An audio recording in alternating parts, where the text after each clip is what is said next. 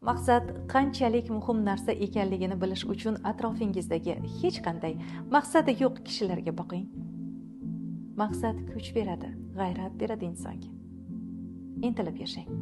Maqsad qo'ying va harakat qiling. Qo'rqmang. Axir Alloh erishib bo'lmaydigan narsani xayol ham qildirmas deyishadi-ku.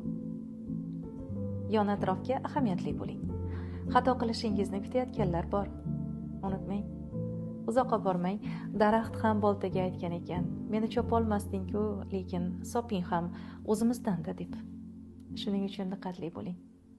Va maqsadingiz yo'lida to'xtamang. To'siqlar, qiyinchiliklar bo'lishi tabiiy, bundan cho'chishni hojati yo'q.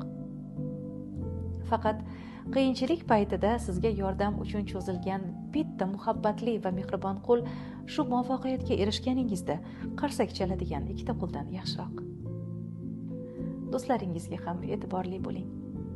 Hammaga do'st bo'lgan hech kimga do'st bo'la olmaydi.